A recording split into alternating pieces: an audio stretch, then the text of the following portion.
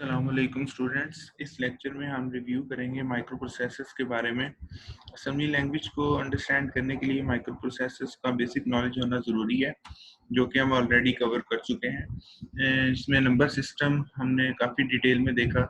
Number system में binary number system, decimal number system, hexadecimal number system और फिर उनकी कन्वर्जन्स हमने डिटेल से की। इसके अंदर हमने साइंड एंड अनसाइंड नंबर्स को भी देखा और उनकी एग्जांपल्स के साथ डिटेल के अंदर हमने इनको कन्वर्ट करके देखा है। फिर हमने बेसिक डिजिटल लॉजिक डिज़ाइन के बारे में पढ़ा। डिफरेंट गेट्स जैसे एंड गेट, और गेट, उनके टूथ टेबल्स, उनकी लॉजिक, उनके कंप्यूटर के अंदर अरिथमेटिक भी होती है और लॉजिक भी होती है, तो डिजिटल लॉजिक का बेसिक नॉलेज होना भी ज़रूरी है। नेक्स्ट उसके बाद फिर हमने माइक्रो कंप्यूटर डिज़ाइन के बारे में देखा। ये एक बेसिक ब्लॉक डायग्राम है जिसके अंदर डिफरेंट यूनिट्स हैं जो कि माइक्रो कंप्यूटर के अंदर होते हैं। जैसे कि सीपीयू एक मेन यूनिट है। सीपीयू के अंदर registers, ALU, CU, clock, registers के बारे में हमने काफ़ी डिटेल में देखा। इस लेक्चर में भी थोड़ा सा मैंने रजिस्टर्स के बारे में आगे एक्सप्लेन किया है, क्योंकि रजिस्टर्स के बारे में नॉलेज होना ज़रूरी है, क्योंकि असेंबली के अंदर जब हम कोडिंग करते हैं तो उसके अंदर मेमोरी साइज का जो है वो ख्याल करना पड़ता है। सोर्स और डेस्टिनेशन, अगर डाटा मूवमेंट कर रहे हैं, एडिशन कर रहे हैं या सब्ट्रैक्शन कर रहे हैं या कोई भी अरिथमेटिक या लॉजिक ऑपरेशन कर रहे हैं, तो मेमोरी दोनों की बराबर होना ज़रूरी है सोर्स और डेस्टिनेशन की। तो अगर ये नॉलेज ना हो कि रजिस्टर्स कितने बिट का है तो फिर ये मुश्किल हो जाता है, तो एरर आता है उसके अंदर। तो हमें रजिस्टर्स के बारे में अंडरस्टैंड करना है, तो ये मैं आगे एक्सप्लेन करूँगा। तो एएलयू के बारे में हमने देखा था, सीयू के बारे में देखा था। तो सीयू हमने कहा था कि एक सुपरवाइजर टाइप की चीज़ है जो कि सारी चीज़ें ऑर्गेनाइज करता है। और क्लॉक को देखा था, क्लॉक को डिफाइन किया था। क्लॉक एक हमने कहा था पल्स होती है जो कि एक खास फ्रिक्वेंसी पे काम करती है। तो क्लॉक के बारे में भी काफ़ी देखा था, तो यहाँ पर मैं इसमें इतना टाइम वेस्ट नहीं करूँगा। तो मेमोरी स्टोरेज यूनिट होता है और इनपुट आउटपुट डिवाइसेस होती है कंप्यूटर के साथ। बाकी ये सारी चीज़ें जो हैं, कंपोनेंट्स जो है वो बसेस के थ्रू कनेक्ट होती हैं। डाटा के लिए डाटा बस होती है, इनपुट आउटपुट के लिए आईओ बसेस होती हैं, कंट्रोलिंग के लिए कंट्रोल बस होती है, और एड्रेस जो ट्रैवल करता है वो एड्रेस बस पे करता है। तो ये चीज़ें हम ऑलरेडी कवर कर चुके हैं, तो जस्ट मैंने इनका ब्रीफ सा आपको इंट्रोडक्शन दिया, रिवाइज करवा दिया। नेक्स्ट जो है वो एक हमने चीज़ पढ़ी थी, इंस्ट्रक्शन एग्जीक्यूशन साइकिल। ये अगर आपके सिस्टम को कोई इंस्ट्रक्शन दी जाती है तो वो किन स्टेप्स के थ्रू होती हैं। तो पहले हमने कहा था कि फैचिंग होती है, फिर डिकोडिंग होती है, फिर अगर ऑपरेंड्स चाहिए तो ऑपरेंड्स को फैच किया जाता है, और फिर हम उसकी एग्जीक्यूशन करता है जो सीपीयू होता है। एग्जीक्यूशन जो है वो एएलयू करता है, और अगर आउटपुट कहीं पे स्टोर करनी है तो ऑपरेंड्स जो है वो आपके स्टोर हो जाते हैं। ये इसका हमने सूडो कोड भी देखा था, और हमने इसकी ये सिंपल सी एक ब्लॉक डायग्राम है ये भी देखी थी, तो ये भी हम ऑलरेडी कवर कर चुके हैं।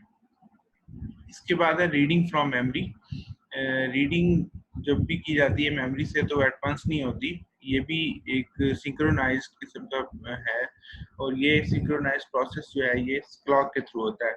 तो पहले साइकिल के ऊपर, क्लॉक साइकिल के ऊपर एड्रेस बस पे एड्रेस जाता है कि डाटा कहाँ से रीड करना है, और उसके बाद सेकंड क्लॉक साइकिल के ऊपर रीड लाइन हाई से लो हो जाती है, जो कि इंडिकेट करती है कि डाटा रीड होना है, राइट नहीं होना।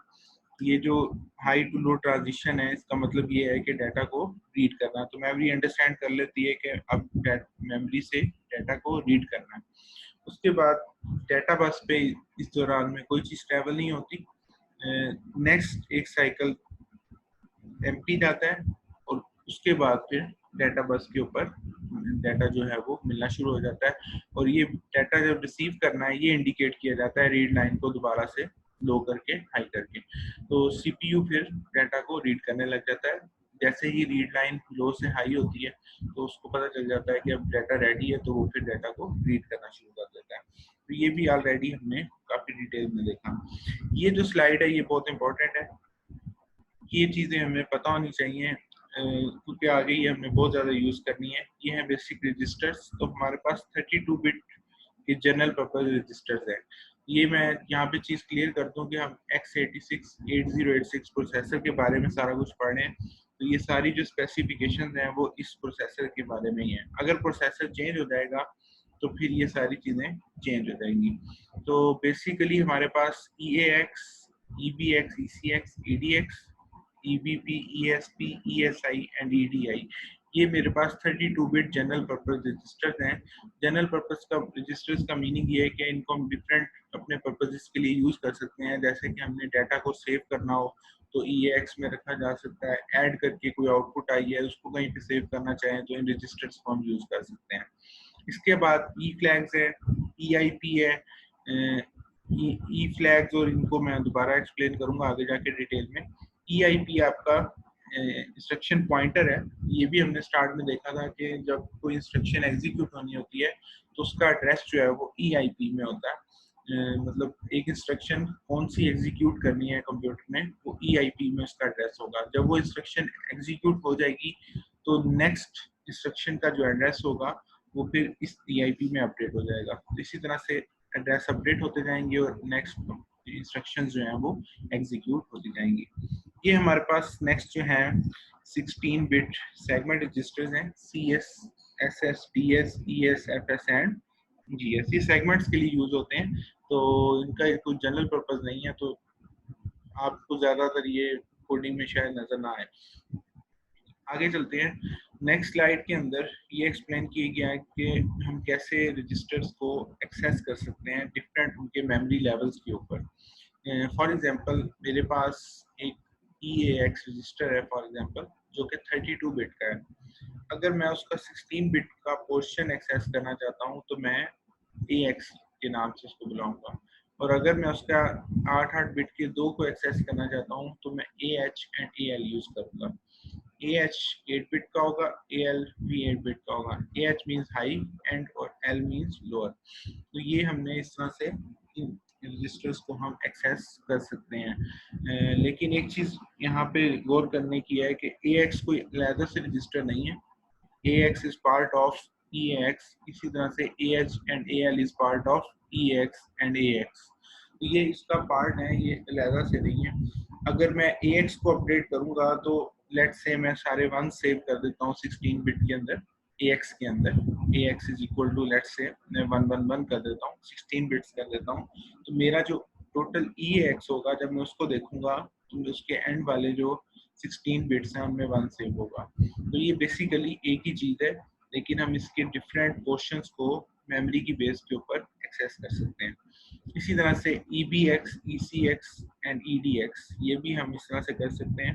इनके भी हम 16 बिट और एंड 8 बिट के पोर्शंस को एक्सेस कर सकते हैं। जो आपके बाकी चार रजिस्टर्स रह गए हैं, ESI, EDI, EBP and ESP, इनको हम 32 बिट को एक्सेस कर देते हैं एंड 16 बिट को। 16 बिट के लिए हम SI, DI, VP and SP use करेंगे। इसी तरह से इन रजिस्टर्स को हम जनरल पर्पसेस के लिए यूज कर सकते हैं और इनके कुछ स्पेशल पर्पसेस भी हैं जो कि स्लाइड के अंदर हैं। जैसे कि EAX is automatically used by multiplication and division instructions. जब हम आगे चल के मल्टीप्लिकेशन और डिवीजन की इंस्ट्रक्शन को पढ़ेंगे तो हम देखेंगे कि EAX को हम ऑटोमेटिकली मल्टीप्लिकेशन और डिवीजन के लिए यूज करते हैं। इसी तरह से जब हम लूप की कमांड पढ़ेंगे, लूप की इंस्ट्रक्शन पढ़ेंगे, तो ECX automatically as a loop counter use होगा। यानी इसका मतलब ये है कि ECX में जो वैल्यू पड़ी होगी और अगर हम लूप यूज कर रहे हैं तो वो उतने टाइम्स लूप चलेगा। फॉर एग्जांपल अगर ECX में 10 है और हमने कहीं पे आगे लूप लगा दिया तो वो लूप 10 टाइम्स चलेगा। इसी तरह से ESI and EDI are used by high speed memory transfer instructions. जिस तरह से हमने मेमोरी ट्रांसफर पढ़ी थी, तो मेमोरी ट्रांसफर के अंदर ESI एंड EDI यूज होते हैं।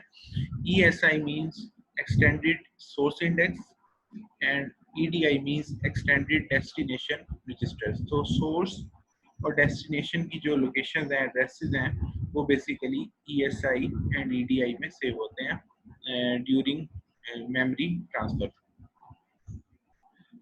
EBP is used by high-level languages to reference function parameters and local variables on the stack. ESP addresses data on the stack, the system memory structure. तो basically stack से related है ये दोनों चीजें, EBP and ESP। तो ये basic registers के special purposes हैं। हमें अगर इसका मतलब ये नहीं है कि हम EAX है फॉर एग्जांपल, उसको हम सिर्फ मल्टीप्लिकेशन या डिवीजन में यूज करेंगे। EAX को हम अपने जनरल पर्पसेस के लिए भी यूज कर सकते हैं, जैसे कि कोई चीज़ सेव करनी है, कोई इनपुट सेव करनी है, या कोई हमारे पास अगर फॉर एग्जांपल रिजल्ट आ रहा है, हम उसको कहीं सेव करना चाहते हैं, तो वो हम इसको यूज कर सकते हैं। नेक्स्ट है हमारे पास ई फ्लैग्स हमने कहा था कि दो तरह के होते हैं, control flags and status flags. CPU के ऑपरेशंस को कंट्रोल करने के लिए हम कंट्रोल फ्लैग्स को यूज करते हैं। स्टेटस फ्लैग्स जो है ये जब हम कोई भी प्रोग्राम लिखते हैं असेंबली लैंग्वेज के अंदर तो बहुत इंपॉर्टेंट हो जाता है, तो बेसिकली ये आउटकम को रिफ्लेक्ट करता है। फॉर एग्जांपल हमने कोई अरिथमेटिक या लॉजिक ऑपरेशन किया, ठीक है, उसके बाद हम उसकी आउटकम को देखना चाहते हैं, तो वो आउटकम हमें ई फ्लैग्स के थ्रू नजर आती है। ये कोई डाटा चेंज नहीं कर सकते, ये जस्ट इंडिकेट करते हैं कि क्या हो रहा है हमारे ऑपरेशन से। फॉर एग्जांपल अगर मैंने दो चीजें ऐड की और ऐड करने के बाद दो चीजें अनसाइंड थी, दो नंबर्स अनसाइंड थे, मैंने दो अनसाइंड नंबर्स को ऐड किया। ऐड करने के बाद मेरा जो रिजल्ट आया उसमें फॉर एग्जांपल कैरी आ रहा है। अगर कैरी आ रहा है तो इट मींस कैरी फ्लैग मेरा हाई हो जाएगा, सेट हो जाएगा। CF या फिर इसको हम कैरी फ्लैग कह सकते हैं। अगर प्रोग्रामिंग में यूज करना हो, असेंबली कोड में यूज करना हो तो हम CF लिखेंगे। इसका मतलब है कैरी फ्लैग। तो कैरी फ्लैग हाई हो जाएगा, जो कि इंडिकेट करेगा कि आपने जो अरिथमेटिक ऑपरेशन किया है उससे एक कैरी जनरेट हो रहा है। वो कैरी फिर क्यों हमें जरूरी है देखना, क्योंकि कैरी जो है वो एक एक्स्ट्रा बिट है, लार्ज डाटा हो जाएगा। अगर आपने दो 16 बिट के नंबर ऐड किए हैं और आपका रिजल्ट एडिशन के बाद 17 बिट हो जाएगा क्योंकि एक कैरी जनरेट हो गया, तो ये आपका एक फिर प्रॉब्लम होती है, इसको फिर हमें डील करना पड़ता है। क्योंकि अगर दो रजिस्टर 16 बिट के हैं और एक आप उसमें 17 बिट का डाटा सेव कर रहे हैं तो वो पॉसिबल नहीं है। लेकिन ये है कि हमें फ्लैग्स इंडिकेट कर देगा कि आपका कैरी जनरेट हो रहा है, अब आप इसको खुद से डील कर लें। उसके लिए फिर डिफरेंट तरीके हैं, उनसे फिर हम उसको डील करते हैं। नेक्स्ट जो है वो ओवरफ्लो फ्लैग है। अगर यही काम आपका जो है वो लार्ज डाटा आ रहा हो, यानी कैरी वगैरह जनरेट हो रहे हैं लेकिन साइंड अरिथमेटिक के अंदर, तो फिर ओवरफ्लो फ्लैग हाई होता है। इसी तरह से अगर आपने सीपीयू के थ्रू कोई अरिथमेटिक या लॉजिक ऑपरेशन करवाया है तो और नेगेटिव रिजल्ट आ गया तो साइन फ्लैग हाई हो जाएगा। अगर जीरो जनरेट हो रहा है, लेट्स से दोनों सेम नंबर सब्ट्रैक्ट कर लिए और जीरो आ गया, तो वो आपका जीरो फ्लैग सेट हो जाएगा, हाई हो जाएगा।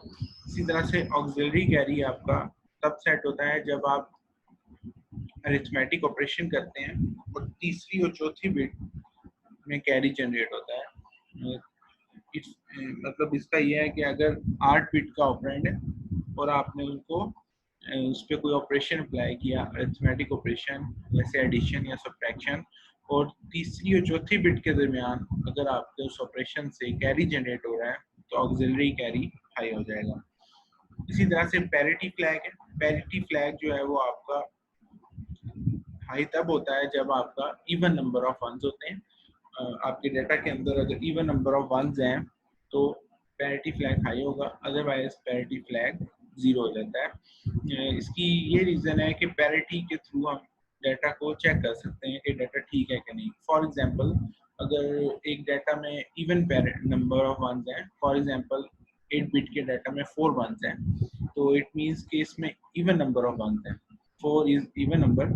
तो अगर 4 हैं और 4 इवन नंबर्स हैं और किसी वजह से आपका डाटा जो है वो डिस्टर्ब हो जाता है, लेट्स से 1 बिट चेंज हो जाती है, 1 से 0 हो जाता है, तो वो इवन नंबर ऑफ वंस नहीं रहेंगे बल्कि वो ऑड नंबर ऑफ वंस हो जाएंगे। तो पैरिटी के थ्रू हम इस तरह से एरर चेकिंग की कर सकते हैं। तो बेसिकली ई फ्लैग्स जो है वो हमें आउटकम देते हैं कि हमारे ऑपरेशन से अरिथमेटिक या लॉजिक ऑपरेशन अप्लाई करने से क्या हो रहा है, तो हम फ्लैग्स को देखकर ये चीज़ें अंडरस्टैंड कर सकते हैं। बेसिकली ये भी एक रजिस्टर ही है, तो वंस और जीरोस की फॉर्म में ये इंडिकेट करते हैं। अगर CF 1 होगा तो इट मींस के आपका कैरी आ रहा है, इसी तरह से साइन 1 होगा तो इट मींस के नेगेटिव नंबर आ रहा है। तो ये बेसिक सा ऑपरेशन है इसका। तो ये अभी तक सो फार जो हमने ये चीज़ें हमने पढ़ ली थी और काफ़ी डिटेल में देखी थी। लेकिन ये है कि थोड़ा सा इनको रिवाइज कर लिया है ताकि हमें आइडिया हो जाए कि आगे अगर हम असेंबली लैंग्वेज जब स्टार्ट करेंगे तो उसमें हमें ये प्रॉब्लम क्रिएट ना करें। तो नेक्स्ट जो लेक्चर है वो हम असेंबली लैंग्वेज के इंट्रोडक्शन से शुरू करेंगे। Thank you.